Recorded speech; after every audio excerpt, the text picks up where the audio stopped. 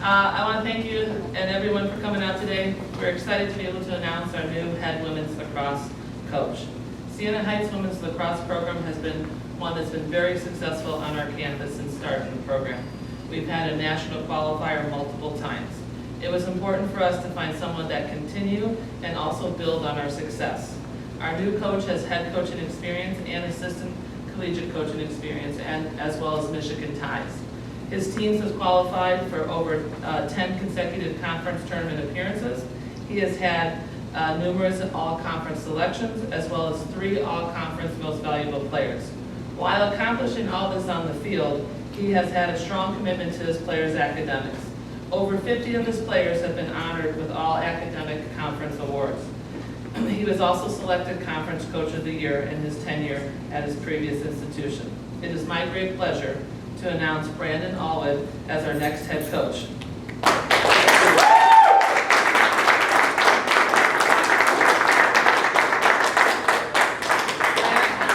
Brandon's ability to create strong relationships with his players and his desire to lead them to be successful people after graduation is what set him apart from the field. So it is my official pleasure to welcome Brandon to the podium to speak about the future of Siena Heights women's lacrosse.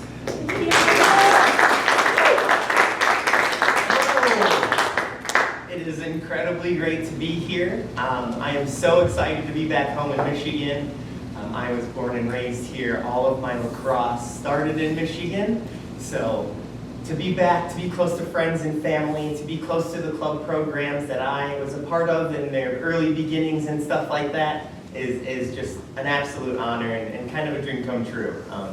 And I also love the color gold, so that's a big draw for me as well. You will see a lot of gold. That's a good color for me.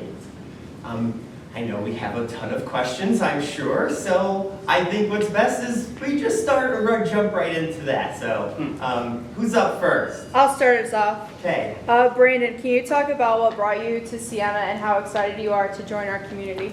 Yeah, so what brought me here was definitely the first thing was being close to home, being back in Michigan, and being close to those friends and those family members who really got me started and to fall in love with this sport. The colors, as my high school colors as well, so that was a big deal. And then upon getting here and learning more about how the Dominican sisters view life and how they view people was a very attractive quality to me. I love looking at everybody as a coach. People ask me all the time, what is your philosophy? And my philosophy is you, because what you need and what you need and what you need is different. And if I only coach you, what you want, you might fail and you might just be a little stagnant.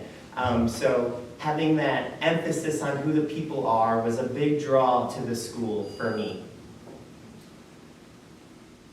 I have a question, Brandon. The women's lacrosse team has had success in recent years. How will you build on that success, and what are some short-term and long-term goals you have for the program? Yeah, so I think short-term, and something that we can start quite early, is just building the roster. There is a lot of talented young people on this team. They have seen a lot of success, and I think getting those numbers up earlier on will help us kind of build from there. You get those numbers so you have those people who can play a little bit more. Now they can get breaks. So I think building the roster would be the short-term goal. Build that up the next couple years. And then long-term, I really have faith. This conference is a tough women's lacrosse conference, and I think it should be kind of an expectation of myself as a long-term goal. I think this should be a ranked program. I think this should be a top 10 team. This should be a team that every week makes a post at bare minimum is the RV, receiving votes. I think there's a lot of potential there. When you play in a tough conference and you beat those teams or you have close games with those teams, it's going to make you look better. That voting committee is going to see that. And I think that if we can build that roster up, receiving votes, top 10 program, I think is very doable here. I have, in my time at other places, have recruited a lot of young women who ended up coming here that would have been game changers for my programs. And they choose to come here, and they're very, very talented individuals. And I think there's a lot to be said about that. And I think this school attracts a lot of talented lacrosse players.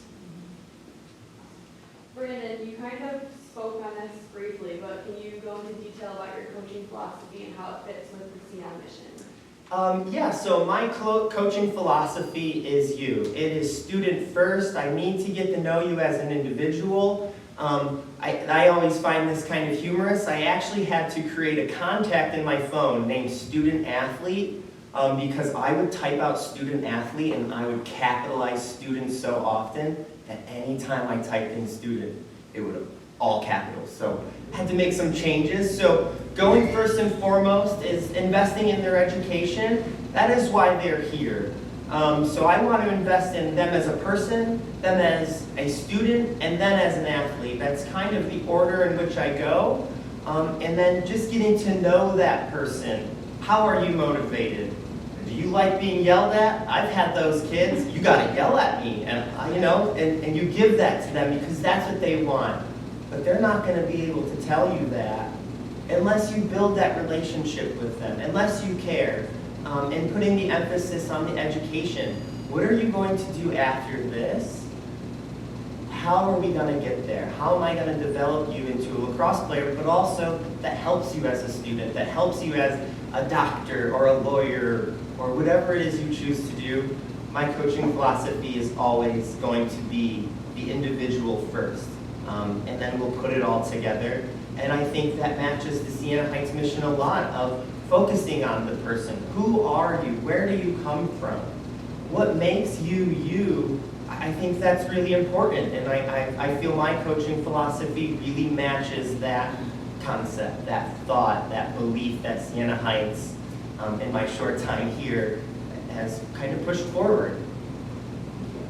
Yeah. Brandon, can you discuss your recruiting philosophy and what you're looking for in future Siena Heights women's lacrosse players? Of course. Talent, we don't even have to, we could skip that one, because I think we all know we want them to be good at lacrosse.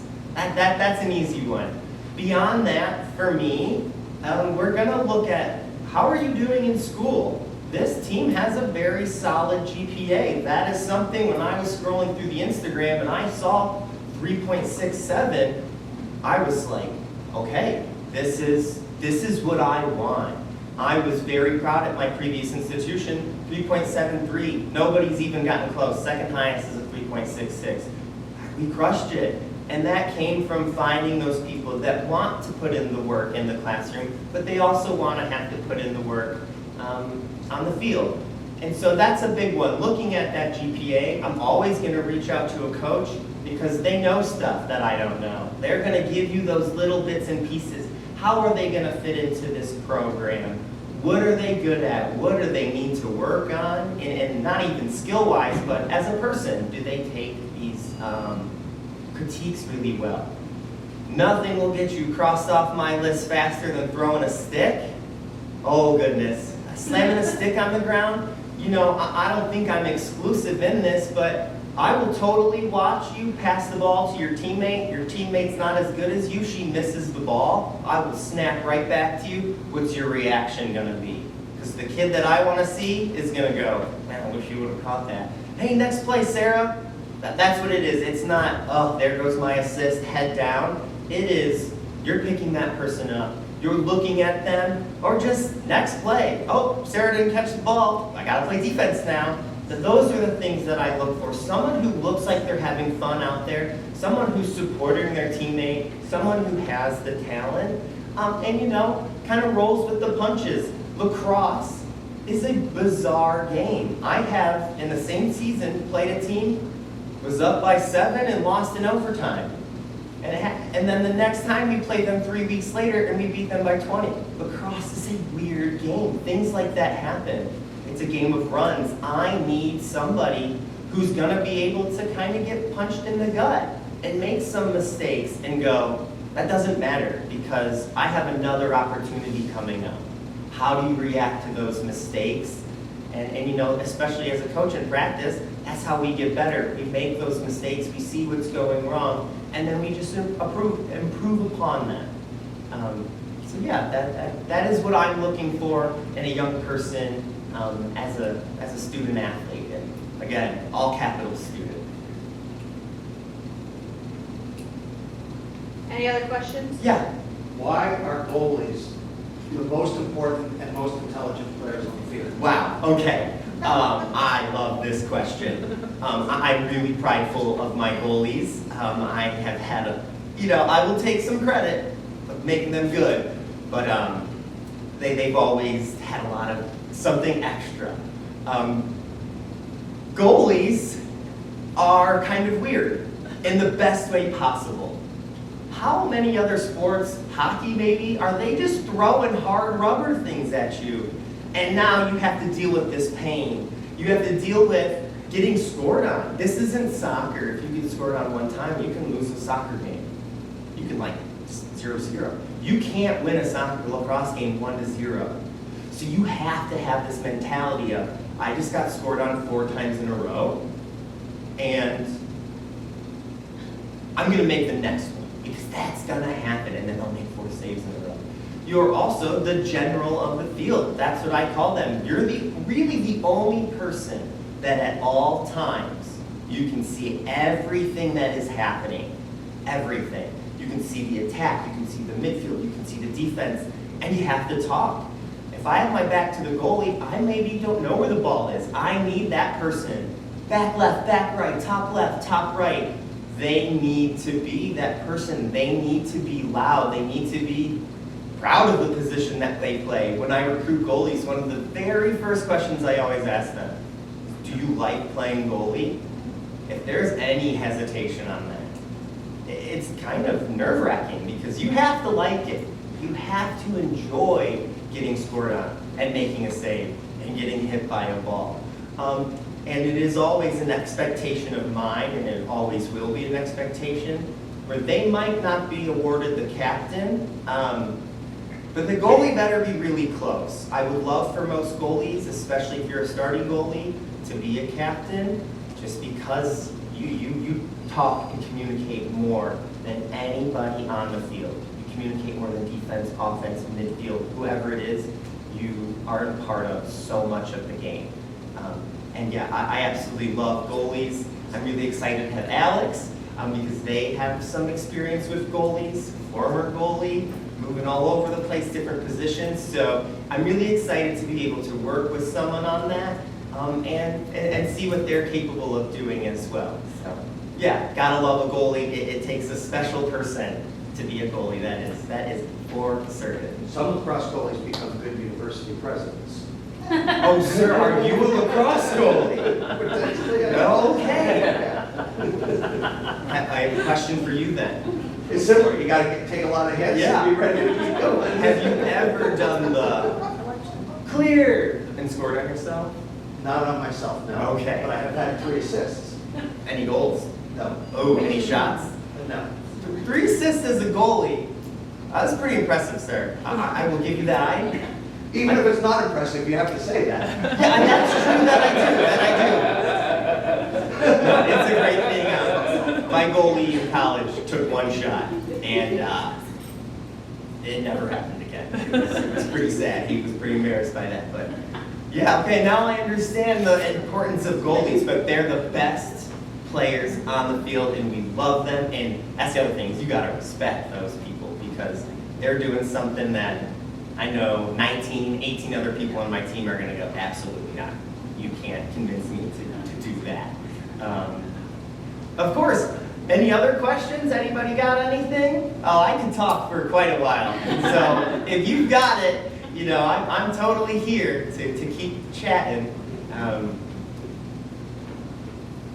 Okay, well, it has been an absolute honor standing up here for you guys.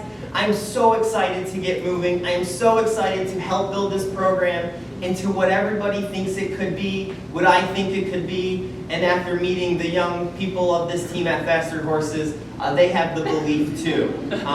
So they were also having the time of their lives. So the endorphins might have been quite high, and they're very excited. I'm excited. I met them and family, so I'm beyond honored to be here. I'm super excited to be a part of the Siena Heights University family, and yeah, we're going to do great things, and we're going to have a lot of fun together. So thank you so much.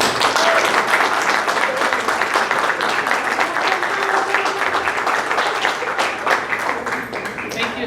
Thank you guys. Thank you all, thank you so much.